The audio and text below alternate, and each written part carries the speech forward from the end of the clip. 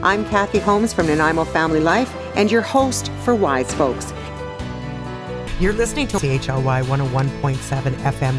When you get to be a wise folk, you realize you can't know it all. We're all in this together. So let's have a conversation about issues related to the third stage of life. I'm Kathy Holmes from Nanaimo Family Life and your host for Wise Folks. And a happy Monday it is. It's almost Valentine's Day. We're getting closer and closer. And if you can believe it, we're starting the season off with snow. And I'm not quite sure I understand why we're starting off this romantic, wonderful season, except the fact that, in all honesty, there's still fireplaces and wine and all the things that you can enjoy on a snowy day. And having your kids enjoy the snow as well is a really great time. I'm Kathy Holmes. I'm your host for Wise Folks. Happy February. We had an incredible Women's Wellness Expo up at the Convention Center, and it was truly outstanding. And so if you didn't get a chance to go down there, check out the Facebook pages of what kinds of things you could see, and really consider making a choice to come out to our medical cannabis conference, which is put on by Nanaimo Family Life Association. I'm going to tell you more about that later, but before I do that, I need to introduce you to our fabulous guest today. Really exciting. Stephanie Brossard is a Rolfing structural integration certified Rolfer and certified yoga instructor. Welcome to the show, Stephanie. How are you? I'm well, thank you. How are you? I'm good. And you made it without having any problem in the snow, or did you get dropped off? I walked. Oh, you walked. Do you live downtown or close by? Near in Harewood area. Not so far. It's not so far. And how did you find it for the roads coming through? Even though it's middle of the day when the show airs live, it is, there's still a lot. There's a lot of snow. The main roads are plowed, but ours definitely isn't. So. Yeah, no, I know ours isn't either. And it's I love it, to be honest with you. But I struggle with the drive. Mm-hmm. Yeah. So good for you for walking. Tell me, what's a certified Rolfer? So a certified Rolfer is someone that's certified to practice Rolfing structural integration. And for those who don't know it, because when I think of Rolfing, it's such an unusual word. Yes.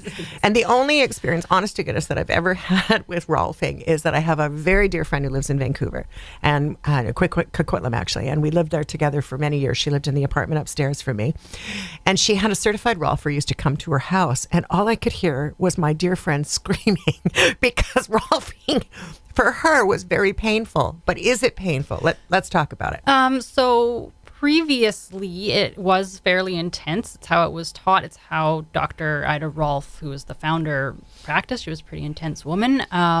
But over time, there's more and more science. And now we are knowing that you don't have to dig in quite so deep to get the tissue to react to the touch. So sometimes it's superficial. Sometimes it is a bit more deep, but no more painful than the deep tissue massage would be. So it's a form of massage then? Not really. It's like a different schooling. Same like manual touch like massage, but very different approach. Mm-hmm. So how long have you been a certified Rolfer? 3.5 years, just over 3.5 years now. And what made you decide to do that? Because that's really intense work. I got Rolfed. That's most Rolfers have that sort of backstory. So in my case, I'd had surgery for a bunion. And after the surgery, I wasn't really recovering very well. And in fact, my toe had started turning purple and going numb. Oh, my goodness. I just couldn't feel it anymore at all. It was really frightening, especially because I wasn't even 30 yet. So I tried a bunch of stuff like chiro and acupuncture, and it helped a bit, but it didn't solve that problem. And my aunt and uncle had been seeing a Rolfer for ages and suggested I try it. And I did. And after 3 sessions, problem solved, never came back ever again. So when you say problem solved, never came back again, were you going to lose your toe? I don't know what was going to happen. It was just purple. It was, and it started out like I would walk for an hour and maybe it'd be kind of tingly for 5 minutes, but within a month it just dived and I'd walk for 5 minutes, just like my walk to work, and I would be numb for an hour. And it was really quite frightening. So how did Rolfing help that? Were you working on a different muscle in the leg, or like what happened? So I mean, that was a while ago now, and I didn't ask my Rolfer at the time exactly what he was doing. He was basically loosening the compartments in my leg and my foot, though. So fascia is what Rolfing deals in, so that's your connective tissue. And it is around every sort of organ, muscle, bone, ligament in your body. It's everywhere. And so by loosening that up, it gave more space for blood flow. I believe in this case, it must have been a vein or an artery that was getting something pinched it off and whatever. So for our listeners who may not, because I just recently learned what fascia was. I had no idea. And it's the new buzzword. I'm hearing it a ton, right? So for those people who may not know what it is, can you explain fascia? Like in an example, like what is it? So fascia is the connective tissue in your body. Tendons and ligaments are a type of fascia, and then you also have fascia that wraps around your muscles and around your bones. So if you were to look at a chicken breast, for example, there's that kind of slimy, filmy, outside-y piece. Yeah. That's fascia. Oh, okay. That's the So it's the space fascia. in between. There's the skin, the fascia, nerves, and all that stuff comes after that, but it's that thin piece. Yeah, thin piece. And I understand now that fascia has become, like I said, it's a bit of a buzzword right now. And people are, and some of your colleagues as well, who have already been on the show, others that will be joining us in the coming weeks, they talk about other ways to simplify a healing process that's less invasive. And yet Rolfing has, I spoke about it a moment ago, it's a much deeper tissue kind of thing. How does that work with the fascia? So fascia is both superficial and deep. So it's on the superficial layer, like between your skin and your muscle, for example. Yeah. But then there's also deeper fascia tissues that wraps around your bone. So the periosteum is fascial wrappings around your bone. You also have a visceral wrapping, like the pleura and the viscera, and that's, again, still fascia, but it's really deep. It's on your inside. It's around your organs. And if that's damaged, what can happen to a person? So scar tissue stuff tends to, like pregnancy, when you get like a lineal alba tear, or surgeries, and then scar tissues inside of the abdominal cavity. Yeah. You get pressure. You can get pressure, and scar tissue is kind of fascia gone crazy. It tries to anchor, right? Because something's happened to the body. It wants to repair itself, and it needs a place to hold on to. So it'll send out little like fingers to grab on, and then they don't necessarily go away. Just so people know, as they're listening to this, my face is contorted. When you start talking about little things kind of grabbing on, I imagine these gremlins kind of going on in your body trying to they're trying to help you, and they're good for the short term. The problem is if they don't get sort of reabsorbed into the system again. And can you get infections or anything like that in your fascia as well, or is it more just like a saran wrap over whatever it is that it's sort of more the saran wrap, but it's highly innervated. So there's lots and lots of nerves. So it's really, science is now discovering that it's a big part of the communication system in your body. At first, like they just sort of thought it was that saran wrap, and they would cut it off and get to the interesting stuff. Exactly, and just chucked it away. But now they're really discovering that, there's a whole lot more going on in this tissue than we had thought before. Human body just amazes me. It's fascinating. It's so fascinating. I bought one of those. I'm a bookstore junkie. I'm a junk store junkie, to be honest with you, but bookstore junkie. And I found this wonderful, and you can find them everywhere. They're like DK science books. And this one had, the human body on the front of it. And as many of our listeners know, because I have no problem with, telling everybody everything. For whatever reason, I seem to I've just got no issue being too transparent. But I've had some serious back problems. And part of it had to do with a fall that I took just before Christmas time. So anyway, I found this book, and they... They make the human body so fascinating. They take all the skin off, and then you just have you have the skeletal piece and then the big eyeballs kind of poking out. But they're now, in, like you said, they didn't used to show the fascia. And now in most of these kinds of books, they're actually really showing people that, this is not, the stuff we throw away and get to the good stuff. It's the meat and potatoes of the body. Yeah. It's very important tissue. And I imagine you said it's around your organs and such as well, right? Yeah. So how does Rolfing help a person who has some pain associated with the tissues, regardless of whether it's fascia or otherwise? What does Rolfing do to stop that? So the main premise of Rolfing, as developed by Dr. Ida Rolf, was that the human body functions better overall, like psychosomatically, emotionally, physically when you are better aligned in gravity, so that you're not working so hard to keep yourself upright. Right. So that's the main goal, is to realign posture, and then things get better from there. So how it helps. So again, my eyes are kind of, because I thought that was chiropractic. Realigning the posture is about the bone configuration, is it not? So chiropractic goes at it from the bone base, and we're going at it from the connective tissue base. So theory being, if your connective tissue is tight, you can put the bone back into alignment. But if the tissue's still pulling it, it's just going to go right back to where it was. So you've got to loosen that up and get it to go back to where it ought to be, and then it won't pull anymore. And I'm sure it's individual for every person, but on average, after a treatment of Rolfing, how long does it take to retrain that muscle to be back where it's supposed to be? So it does vary person to person, and depends on how long the issue's been there, how old the person is. Younger tissue is more mobile than older tissue. And what the person does as well. So if they're going right back into their old habits and not sort of being more aware of maybe how they're sitting, then that's more likely again to go back to the old pattern. So Rolfing, not only do we deal with the tissue, but we also do talk about, like, hey, this is how you're standing. Do you notice this? Try it. How does this feel? So it's getting that mind-body connection, because until you're aware of your patterns, you can't change them. I agree. Absolutely agree. In fact, I remember going to a doctor not that long ago because I was really frustrated with this back issue. And he became a very dear friend of the family. I've known him for years. But I was really in pain. So I went into his office. I said, I need some help right now. Like right now, can you help me?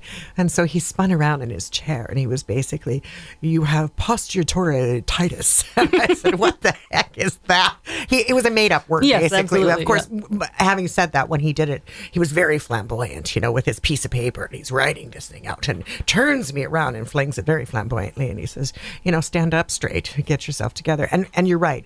The structural part, the body over time, as we get older, begins to take on some habits.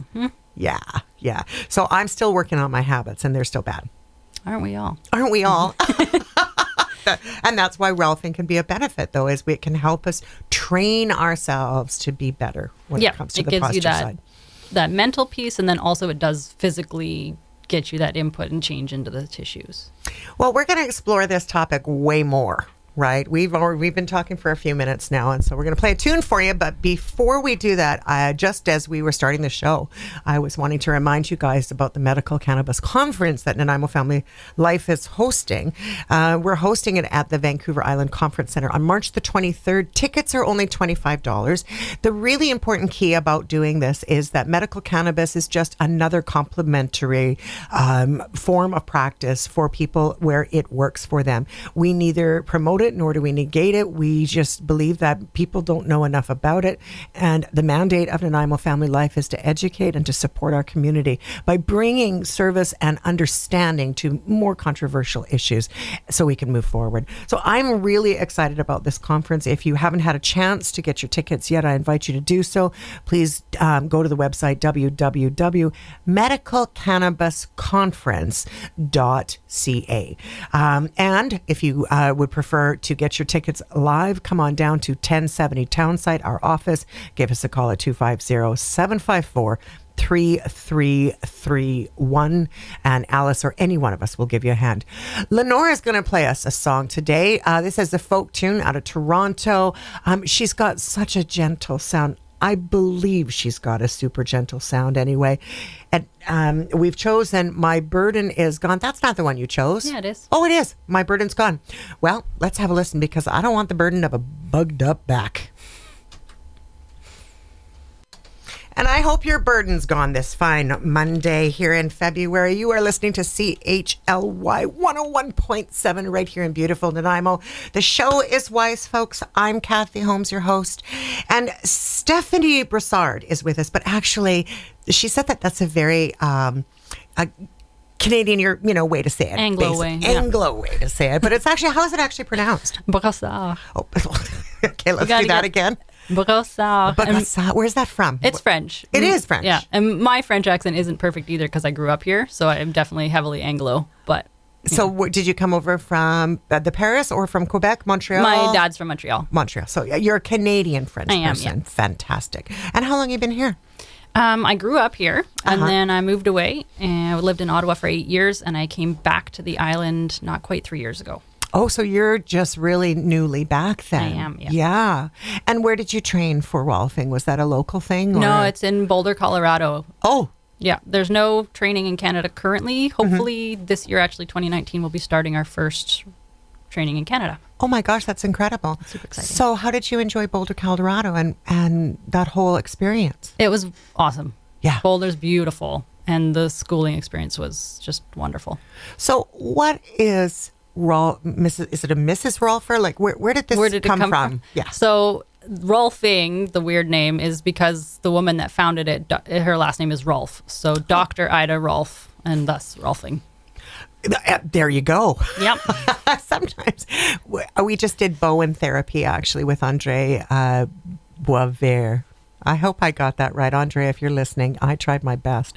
And she talked about the same thing. It's that some of these therapies were actually, it was from a Bowen, Mr. Bowen, right? So with the Rolfing piece, what made her fine? Can you tell us a story about her? Yeah, absolutely. So it's a little bit similar to Tom Bowen, actually. She was trying to find solutions to her own health problems and to those of her two sons. So she had a PhD in biochem, actually, in 1920, which for a woman is pretty incredible. Yeah. So she was a firecracker of a lady. My kind of woman. Yeah. Pretty awesome. Yeah. So she started studying and experimenting with all sorts of alternative healthcare practices, chiropractic, osteopathy, yoga was a big part, homeopathy, and these all influenced what became known as Rolfing. And her point of view was that, as I said before, the alignment piece in gravity. So she looked at all these and how it related to the human structure in gravity. Yeah, my gravity is really pretty gravitated. I'm going to the center of the earth without any trouble. Gravity can pull you down. Yeah. It can pull you down. I like that joke. That's pretty good. But you also, like when I think about what you said about the yoga piece, is there a type of yoga that she was more prone to finding for the benefit of this therapy? She did some Hatha and Iyengar. Those were the two sort of paths she was more down. And so you've become a yoga instructor as well, is that right? And what do you do the same? Have you followed her footsteps or her path? I went yoga first and then found Rolfing, and I my background is Hatha yoga as well. And Hatha yoga is the breathing yoga, right? Or is that Hatha is basically, it just is kind of like Hatha is like male female kind of. It's the union of opposites in a way, so finding balance. It's a very basic yoga umbrella, so underneath that you have all sorts of different types. So is that the one, just to be clear in my mind, because I used to do yoga a long time ago, but I didn't really understand the differences in them, right? Yeah, is that the sunrise? Oh, the sun salutations. Sun salutations. Does that come from Hatha? It's part of Hatha as well. Yeah. And so Bowen therapy, or not Bowen, I beg your pardon, Rolfing therapy utilizes the benefits of the grounding piece. Absolutely. And did she have a fall? Did she have something that, was like your toe that made her say, okay, this is the science that I'm learning behind this? So I can't remember exactly what her health issue was. I know a lot of it she was dealing with her son and her grandson. In fact, like the logo, it's on the back of my card, but the little boy there, that's based on her grandson. So that's those building block pieces where when they're out of alignment, things are hurt, and then when you get them back into alignment, it's nicely stacked and you've got the plumb line of the body. Well, I'd love to have the plumb line of the body, and I think most people would, but I think, as we talked about before we went to the break, sometimes there are things that happen to us, accidents and things like that. Is Rolfing Rolfing is also a complementary therapy, and certainly isn't to take the place of medical checking in and making sure that everything is good and proper. But if, in fact, I, wanted to come into your office and get some Rolfing done, right? What would I expect? So first you would come in and we would talk. So, what are your issues? Like, do you have any main goals, any injuries? I always go through the sort of health history. So I want to know, like, have you had falls? Have you had accidents? Like, what goes on? Because all of that does get kind of locked in the tissue at some point. It leaves its mark, right? So I want to know what happened to you. I want to know what you do in a general day as well. Like, are you sitting a lot? Are you walking a lot? Are you standing a lot? That all impacts how your body is going to be.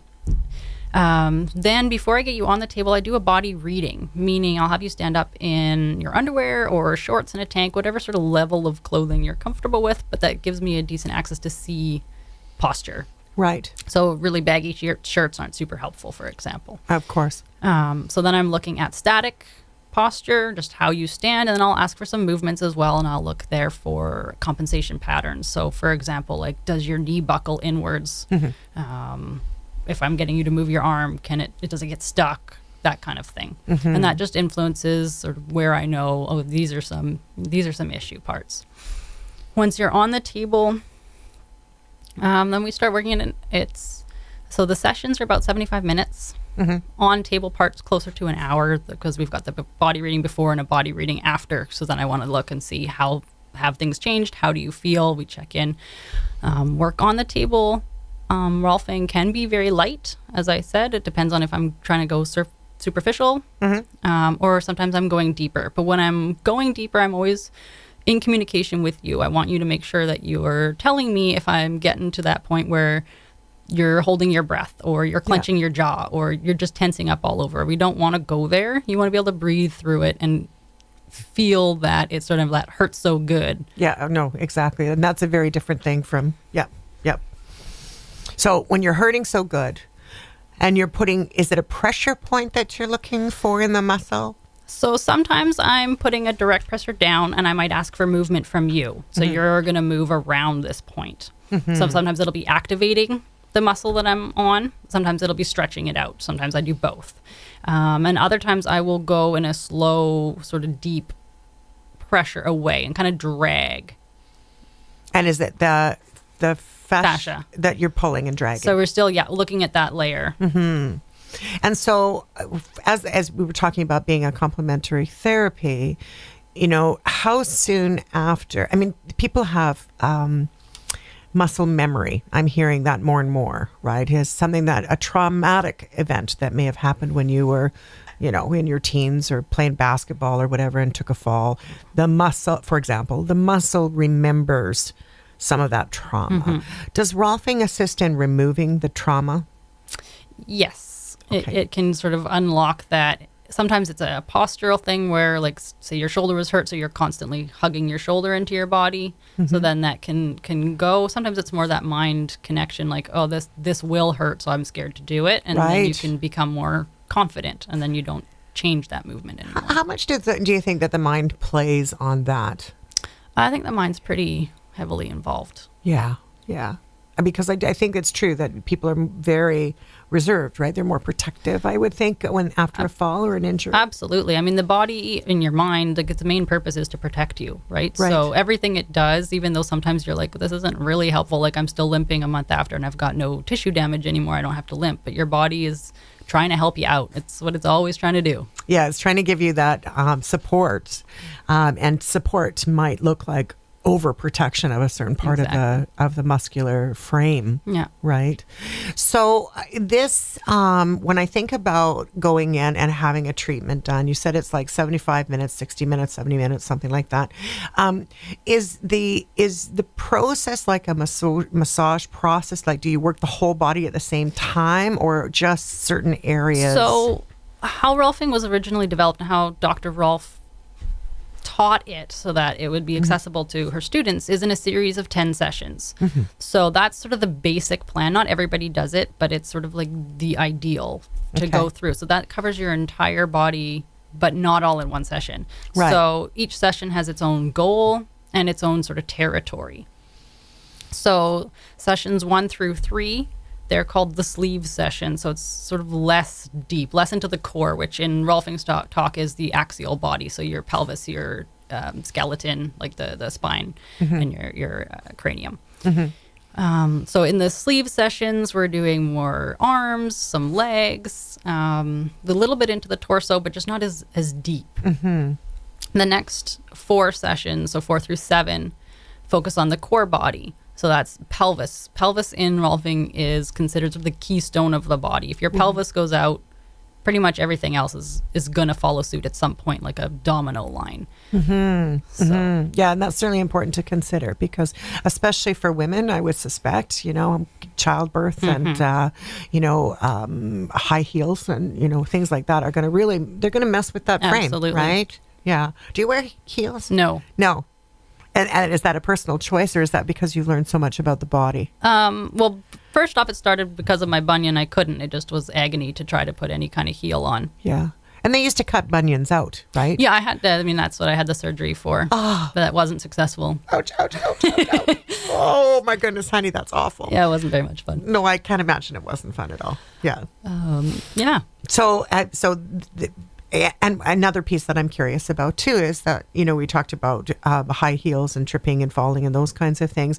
How soon after, for example, a car accident? And by the way, is this complimentary service covered under ICBC? Is it recognized as a form of treatment for? Not currently. Sometimes you can get stuff if you have like a doctor, perhaps, that's really open to alternative stuff. They can write when they write you a prescription. There we go. The word comes. There you go.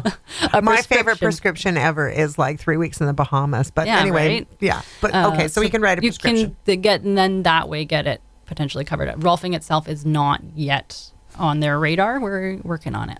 Well, keep working on it because I think it would be important, right, to be able to have, like anything else, that, I know that for many years, doctors didn't recognize chiropractic service. Certainly, many of them do now.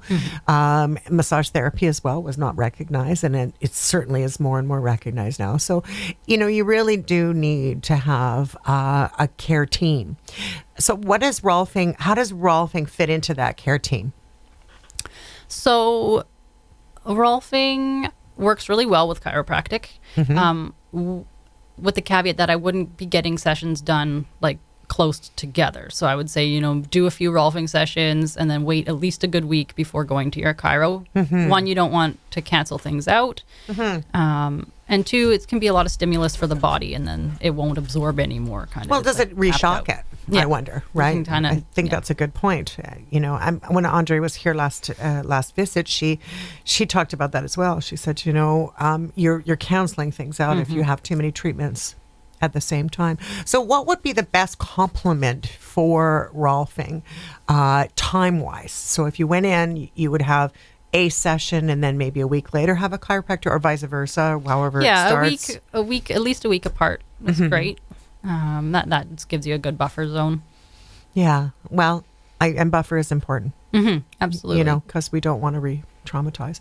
I don't like being traumatized in any way, shape, or form. I don't like hurting. I don't like, and cold beer can only go so far. I'm just saying. We're going to take a quick break in conversation as well. We're bringing Lenore back. Lenore is the musician that we were listening to a little bit earlier. As I said, she's out of Toronto. Her CD is called Every Once in a While, and the song that we've chosen now is Let Me Near. I think it's actually fitting because Rolfing actually kind of scared me, but I'm starting to get less scared of it every moment. I love the guitar. I love folky kind of music. It makes you kind of snap your fingers and bounce away.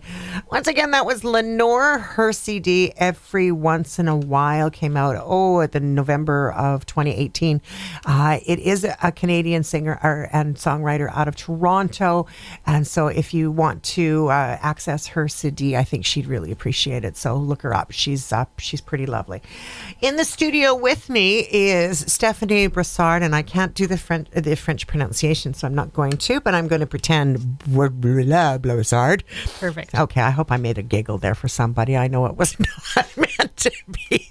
Anyway, she is here to talk about Rolfing and structural integration. She is a certified Rolfer as well as a certified yoga instructor, and we're happy that she's here. Stephanie, what are some of the benefits of Rolfing? Right, you've got a whole bunch of interesting things that Rolfing can really help support. Absolutely. So the sort of first main one is improved posture. that being the major goal. It also increases range of motion as we're unlocking sort of any adhesions in the tissue. It can increase flexibility. It can improve your energy, just because if your body is tight and sort of using more energy to get through its day to day, once you make that easier, you've got more energy left to do other things. And of course, it can reduce pain. Yeah, I love the reducing of pain and the more energy. If somebody has, I know for myself, when I have massage therapy, that first night, I feel the leftovers of what the therapist had done. And sometimes the next day I'm really, really tired, right? Is that similar in Rolfing as well? Or is it more so, less so? Similar. It varies person to person. Each person reacts sort of differently. Some people feel really invigorated after a session. Sometimes people are exhausted and feel tired the next day. And how about you? If someone does Rolfing on you, how does it feel for you? How do you go for it? Because you're quite a bit younger than I am, Honey Pie. Like, you really are. Yeah. So how do you so I feel pretty invigorated. Sometimes, depending on what's been done. So my tendency is to be what we would call less grounded. So I'm a more air type kind of floaty person. So I actually think I'm bigger than I am. For example, like in my mind, I'm like 5'9" at least, and I'm only 5'5". Wow. Yeah, that's how I feel. So after Rolfing sessions, oftentimes I feel short because I've been grounded. I've been brought back down to into my body. Yeah. So it's a different feeling for me than some people would have. So I want to unpack that just a little bit. I'm not going to throw you under the bus, I promise, but I do want to. I want to unpack that, because I think that for a lot of people, and I've been talking to others about this recently as well, is that that you don't always feel connected. Like your inner self and your physical self and your actual body self are not always connected. And so, how is that? Do you find that for yourself? And is that what you mean by the grounding when you come back from being 5'9" and? Yeah, so with me, it's sort of, I guess I tend to go more into my head. So that's sort of, I'm up here a lot. Yeah, you're thinking all the time. I'm thinking all the time, and I just tend to be more cerebral. So bringing it back down into the body, then I feel my feet more. I tend to feel more of myself, being more aware of the space that I take up, actually. How much does breathing have to do with Rolfing?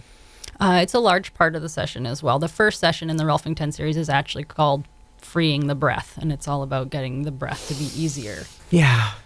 And there's so much that congests our breath: stress and food allergies and work traumas and fear and traffic sadness and all of that. So Rolfing would help then to decompress some of that tension and stress in a way that helps the muscle to lay back and come down. Absolutely. And ground. Yeah, that's cool. Okay, so just out of curiosity, could you walk us through maybe a case study of sorts? If a person that may be, an older adult, because the show is, about, it's all ages, truthfully. Wisdom comes from everywhere. And in case you don't know, you're listening to Wise Folks on CHLY 101.7. And, the wisdom in our bodies, as you said, we're trying to teach our body all the time that it's okay to protect us, but not to overprotect us, right? What might a session, not a session, but a case study look like from somebody who could have been all wound up? Right. So I've got a few kind of fluttering around in my mind. One that's coming straight up is actually my student client when I was still at school. So this woman was in her 50s, and she walked very smoothly, but not such that it was a relaxed move. Everything was sort of held to the midline, sucked really in and like gliding. And we talked about, what's with all this guarding and what's going on. And she was from the States, given that I was down there, from the deep South. And they had actually made her walk with a book on her head for that old, proper women, how they walk, a real lady. That's so right. I had that training. Yeah. Legs very Don't close walk like that together. Anymore. Yeah. It's not really good for you. It's bad for you. It's hard to walk like that. Yeah. It's an effort. Yeah. So that was one of the things that we helped to change, and how tight. Like her knees were always like jammed together because that's what a real lady does. That's right. And so we worked on that. And by the end of it, she was really like still smooth, but now like gliding more and sliding and just having so much more freedom of motion. And actually, she gave me a card at the end and said that I had changed her life. And that for me, like I still have that card. It's up on my wall, and oh my gosh, what a wonderful, wonderful thing to do for someone. I'm so happy for you. Well, thank you. It is. I mean, you're in the healing profession, right? This is the healing profession. Any other impactful examples you can share with us? So the other one is actually, I used to work with my grandmother's hands a lot because Rolfing can help with arthritis. So that's good. That's important. Osteo more than rheumatoid, but it still can. And so my grandma had some pretty gnarly arthritis in her hands and feet, and so I would work that out for her, and that is painful as all get out, but it does really help. And so she would always, whenever she was visiting or I was visiting her, she'd sort of hand me her hand and say, please work on me. So I think that's amazing, but it's interesting that you had a distinction between rheumatoid and arthritis in that regard. Why one more so the other? What's the difference? So it's the base underlying cause, right? Osteo tends to be like a more age-related thing. It's just sort of more wear down, whereas rheumatoid is that more disease state. So you can manage the symptoms with both of them. So you're never going to like cure it with either. It's still more managed. But rheumatoid also isn't necessarily in hands and feet, which is the easiest spot to get at it because it's more surface. Whereas like if it's deep into like a hip joint, or spine, it's a lot harder to work that. Yeah, I have a lot of people in my life that have RA, and it's.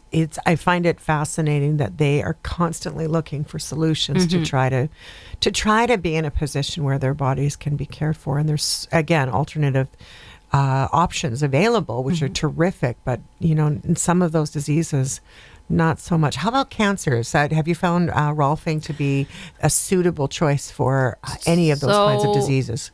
Cancer is actually sort of a contraindication, especially if it's in remission, it's fine to go ahead and work on the tissues, but there is concern that if you were working sort of directly around a cancerous tissue, you could cause the barrier to sort of open and it might start moving. So Rolfing is not great for active cancer. In remission, you're fine. Yeah. But yeah. Yeah. And is it for any kind of autoimmune disease? Is it something that would spread through or no? No, not so much. And then the cancer thing is still sort of it's a question mark. Yeah, exactly. We're not really sure. Yeah, of course. Like all of these things. All of these things. And how old is Rolfing? So Dr. Rolf she really started teaching it in the 60s. Yeah. So it's, Yeah, it's 50 so years old. Give or take. Yeah, 60 something now. Yeah. But yeah. Wow. Okay. So when I think about the solutions for a person, I'm going to sort of pop the question around slightly differently. I do believe that starting younger is always better, right? Mm-hmm. And I think that that's your philosophy too from our conversation we had off air. What do you think that a person should really have in their repertoire of personal care? Well, I can tell you what I do. yeah, absolutely. I mean, you seem to be incredibly healthy. You have a beautiful, glowing face. You seem very healthy. Well, thank you. I do try to take care of myself. Well, that's good. That's good. What does that look like? So, diet is an important thing. So, if you've got food sensitivities, make sure you're managing those and staying away from food that you're not supposed to eat because it does cause inflammation in the system. Exercise and whatever that is for you, and try to enjoy it. That's a big part of it. So I do love yoga. I also work out in a gym. For self-care on the other side, I do Bowen therapy with Andre. Yay. And I do try to get structural work. So Rolfing or there's other schools of structural integration out there. So some kind of structural work done. I'm the only one in Nanaimo, so I have to go elsewhere to get my Rolfing. I was going to say, because I haven't heard of we're a huge population, and yet, I haven't seen many practitioners at all. There's not many in Canada. There's only 70 across the whole country at this point. So 70 practitioners. Yeah. So you're sought out then for. I'm unique. Yeah. You're unique. Oh, good on you. Being unique is fabulous. I love unique. And then chiropractor and acupuncture. Those are sort of, and it varies, when I do it, when I need it. And my partner, who is also a member of the Discover Healthy Living group, he's the kinesiologist. So I'm now exercising a lot better than I used to because he makes sure I'm doing it right, which is very important. And kinesiology is the study of the muscle. What is kinesiology? Kinesiology is sort of the study of the human body in motion, right? Basically is what it boils down to. I'm just fascinated with how many different disciplines that there are when it comes to the human body. Mm-hmm. I'm going to ask an unusual question. Not an unusual question, but is there, and this is meant for educational purposes only and nothing else, is there a demographic where Rolfing seems to work better for? Or is it just good for everybody? It's pretty good for everybody, and it sort of depends on, like, it'll change sort of goal wise. So if I'm working on children, it tends to be more prevention. Yeah. So for example, I wish I had known and my parents had known about Rolfing when I was a kid, because I bet my bunion would not have got to the point it did. Yeah. Bunions are often formed by a improper movement pattern and tightness in the tibialis, the front of your shin. I won't go science terms. The front of your shin is the front of your shin. And so had I learned to walk differently as a child, I bet that would have not got to the point where I needed surgery. Might have still been there a bit, but not to the point of surgery. Yeah. Scoliosis. And was it on both feet or just on the one? one? I started with both, but the right foot fixed itself up nicely and the left foot just got worse. Yeah. Scoliosis is another big one that tends to start really when kids hit sort of pre-puberty ages. 11-ish is when you really start to see a scoliosis come out. And if you are getting structural work done, it can really minimize that scoliosis pattern. And how about MS? So MS, I've worked with a couple people with MS. It can help with the seizure type tremors a bit, because it's loosening that tissue because it all gets really tight. And so that's a management piece. Again, you're not going to cure it. It's just sort of managing it. Yeah, and I think that's an important distinction. I think people need to understand that a lot of these kinds of issues are not going to be cured in this way. You need to have a disease is a disease, but there is a way to manage. Yeah, you can mitigate and slow down the progression and sometimes reverse progression. So for the older adult, right? And when I say, to me, the demographic of an older adult is really 65 and over. But even in your 50s, early 60s, a lot of the clients that I deal with are in their 80s and 90s. Right, yeah. So how would Rolfing best suit them? So because you've got more brittle bones and, osteo, yeah. Things that would make things crack, snap, pop. Right. So I'm never pushing with enough pressure that I'm going to break a bone. Good to know. And then again, I'll be in conversation. So if I know somebody's got like osteo, then I'm going to go even more gently and I'll really communicate. So at that point, so I've worked with people in their 90s, 70s. I have a lot of clients in their 70s. And then we're working with so what we would call like structural aging. So if you think about like that kind of shoulders rounded forward, shuffling feet thing that can kind of happen in old age, and that tends to be a worry about falling. So it's a balance issue. Mostly it's a balance issue and sort of not wanting to fall and not necessarily being fully aware of where your body is in space. So sometimes it's proprioception. So that's a lot what I work with. And then of course any pain that's related to that. So. Do you have a favorite part of the body to work with? Ooh. I know that's an odd thing because the body's the body, right? But where you've seen the most success, whether it's hips or whatever, what is that for you? Yeah, there are some definite key spots. So feet and lower leg are big. That's where you contact the world. Base of support, right? Yeah.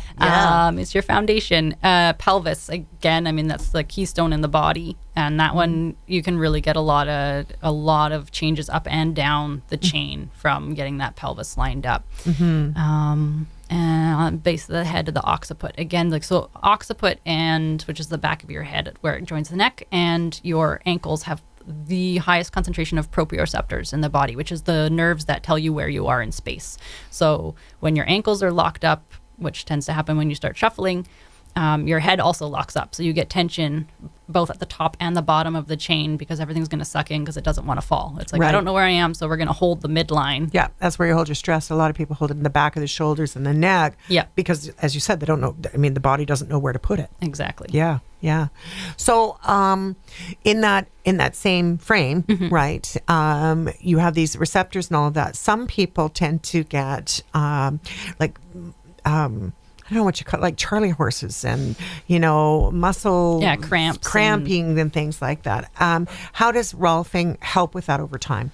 So or does it? It can, absolutely. Again, that's a tissue tightness thing. So we use the word juicy. So when we're really trying to juice up the tissue. So if you think about a sponge, if you squeeze a sponge, it gets all dry. When you put it into the water, it sucks up more water than it would have before. So it's that kind of impact on the tissue. So we're trying to get the tissue to be more fluid, and that's when it's healthier, rather than when it's dried out. Oh, that's not about drinking water either. It's part of it. Obviously, Yeah. if you're dehydrated, your tissue is going to be drier. Yeah. But getting the fluid, some things like your heart pumps itself and the blood goes. Other things like lymph doesn't pump itself. You need movement to get the lymph to flow. So it can help with lymph by the actual pressure on the skin. And then it also helps with fluid going through the fascia. There's so much to learn about this subject. I mean, I'm thinking SpongeBob SquarePants for my muscles now. Well, really, I mean, maybe not squiggly, but that kind of getting that motion, that liquid of the body, so that there's a little bit more fluidity to it. Has there been ever where you really weren't able? And I mean, I'm not looking for failure. I'm always looking for successes, right? But if you ever found that there has just been time, a certain person or body piece that you couldn't actually release to a certain extent, that was just so tight. Chiropractic happens to people all the time, right? So how about in Rolfing? Yeah, sometimes it happens where things don't release to the point that you perhaps had wished. And sometimes it's that it's not ready. Sometimes there's another piece and you've got to look elsewhere. So Dr. Rolf used to say, go where the pain ain't. And she also used to say, get in, get out. Like, get in, get it done, get out. If it doesn't change, get out. Then that's probably not the place. That's not the place where it is. Yeah, that's right. Yeah. So if you are pressing on something and it's like, that they call that transversive pain, radiant pain, radiant pain. And so radiant pain. Somebody was saying that you could have a problem in your hips, but you'd feel it in your calf. Oh yeah, I get that a lot. Where I'm pushing somewhere, like I'm up at somebody's.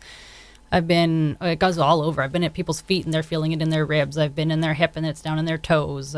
So how does radiant pain work? Is it just a mind game for your vessels to say, no, I don't want you to have the feel of the pain in the right spot? Or is it a trigger? Like, what's the deal? So, I mean, there is that trigger point stuff, and then the radiant pain. But oftentimes there's nerves, right, that travel the whole distance of the body. So, like, for in your toes, you've got nerves that are stemming out through the sacrum, through the small of your back. So you're up there, and sometimes it's nerve pulsing at the distal end, the down end of the nerve. So that's sometimes what it is. And it can also be the fascial line. So the fascia is continuous throughout the body. So you might be pulling up and it's tight here and it's anchored down somewhere else, and that's where it's pulling as well. Oh my goodness, it's so complicated. It's a puzzle, but I get to solve it, which is a lot. Well, try to solve it. Tell people how they can reach you. How can they get a hold of you? So I have a website, and it's www.sbrolfing.com, so just my initials. You can phone me 250-327-8046, and that's a cell. So if people are into texting, I can text as well. Can you repeat that number? Yep, 250-327-8046. Fantastic. Yeah. So as we close off our show, I always ask people, what's the takeaway? Like, what's the wisdom piece from this in your experience? Let's take a couple minutes to talk about that. What's your Ta-da! So it's kind of a cliche, but it's an ounce of prevention is worth a pound of cure. Yeah, that's really quick, hon. It's a very true piece, though. It is. It's trite in a way, but it's true. And like, you don't want to get to the point where you're in agony every day. Like, if you've got, a shoulder issue, start looking into it. Your health is the most important thing you've got. Absolutely. Yeah, there's no question about that. You can have all the money in the world, but if your body doesn't work, you can't enjoy a thing. No. It's so important to look after yourself in any way.